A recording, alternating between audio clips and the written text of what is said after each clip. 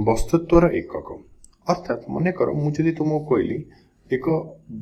बगीचार दैर्घ्य माप तुम केमती मापिब तुम गोटे मेजरिंग टेप आण स्केल आण स्केल साहाय्य मापिब मनकर स्केल टी 1 मीटर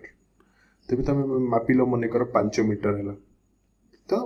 दैर्घ्यर एकक है मीटर माने आम मीटर गोटे मीटर तुलन से गोटे बगीचार दैर्घ्य 5 गुण तेणु आम कहले 5 मीटर ठीक से भाव में कौन सी जिनसर वस्तुत्व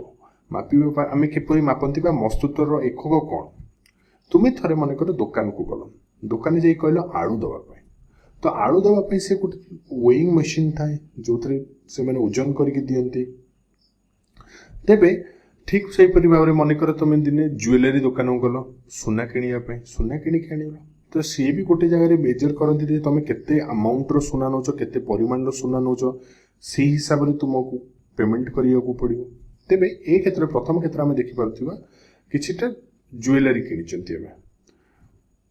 तेबे ए क्षेत्र रे साधारणतः आमे जतबेले सुना किनते आमे तो किलोग्राम रे किनते ना 5 केजी की 6 केजी किनते नि ग्राम रे किनते बा मिलीग्राम रे किनते तो तेणु करी एठारे मिलीग्राम रे दर्शाई जे बा ग्राम रे दर्शाई जे एटी देख आमे देखि पारुथिबा एटी जो सुना ज्वेलरी अछि से केते ग्राम रो 2.003 ग्राम रो ठीक से भाव में ये देखिए आम आलू अच्छी आलू केते अच्छे आलू वस्तुत्व के 3.7 केजी तेबे वस्तुत्वर एकक बहुत गुड़े एकक रही गोटे एकक हूँ ग्राम आउ गोटे एकक हूँ मिलीग्राम आउ गोटे एकक हूँ किलोग्राम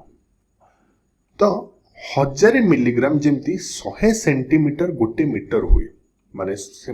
गोटे सेंटीमीटर कहले गोटे छोटिया लेंथ को दर्शाए छोटिया दैर्घ्य को मात्र गोटे मीटर कौन हुए सेमती छोटिया छोटिया 100टा गोटे सेंटीमीटर मिसिले गोटे मीटर हुए ठीक से भाव में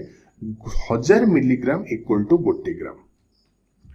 ठीक से भाव में 1000 ग्राम इज इक्वल टू गोटे किलोग्राम